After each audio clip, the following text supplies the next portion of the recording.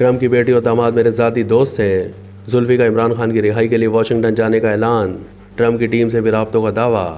London میں مقیم عمران خان کے قریبی دوست اور پی ٹی آئی کی سابقہ حکومت میں کابینہ کے رکن زلفی بخاری نے اعلان کیا ہے کہ وہ واشنگٹن جائیں گے، جہاں وہ امریکہ کے نو منتخب صدر ڈونلڈ ٹرمپ کی ٹیم کے ارکان، ٹرمپ کی بیٹی اور داماد سے ملاقات کا ارادہ رکھتے ہیں تاکہ ان سے جیل میں قید پی ٹی آئی کے بانی چیئرمین عمران خان اور ان کی پارٹی کے ساتھ ہونے والی ناانصافیوں پر بات چیت کر سکیں۔ سینئر صحافی انصار عباسی کی رپورٹ کے مطابق زلفی بخاری نے بات چیت کے دوران بتایا ہے کہ وہ ہمیشہ ڈونلڈ ٹرمپ کی ٹیم ممبرز اور خاندان کے افراد سے رابطے میں رہے ہیں، جن میں ان کا داماد جیریڈ کشنر بھی شامل ہیں۔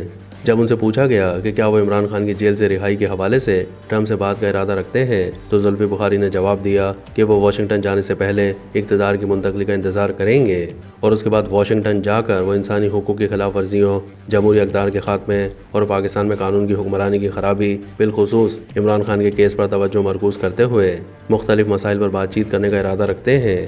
عمران خان کے قریبی دوست زلفی بخاری نے دعویٰ کیا ہے کہ ڈونلڈ ٹرمپ کی بیٹی اور داماد میرے ذاتی دوست ہیں۔ نو منتخب امریکی صدر ٹرمپ کی ٹیم کے کئی ارکان کے ساتھ بھی میرا رابطہ ہے۔ انہوں نے انکشاف کیا کہ ڈونلڈ ٹرمپ عمران خان کو عدالتوں کی جانب سے سنائی گئی سزاؤں پر میرے ساتھ تشویش کا اظہار کر چکے ہیں۔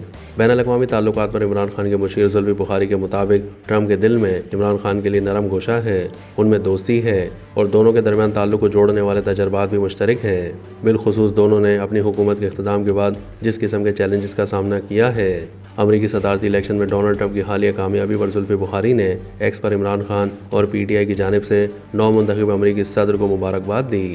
اپنی پوسٹ میں زلفی بخاری نے لکھا کہ عمران خان اور پی ٹی آئی کی جانب سے نو منتخب صدر ڈونلڈ ٹرمپ، ان کے دوبارہ انتخاب اور شاندار واپسی پر مبارکباد۔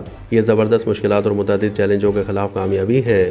یہ فتح ان لوگوں کی طرف سے ایک طاقتور پیغام ہے جنہوں نے محسوس کیا کہ انہیں نظر انداز کیا گیا ہے اور تبدیلی اور معاشی استحکام کے خواہاں ہیں۔ ہم اس امید کے ساتھ مستقبل کی طرف دیکھتے ہیں کہ یہ نیا باب اہم عالمی مسائل، بالخصوص غزہ کے تنازع کو حل کرنے کی طرف ایک فیصلہ کن قدم ہوگا۔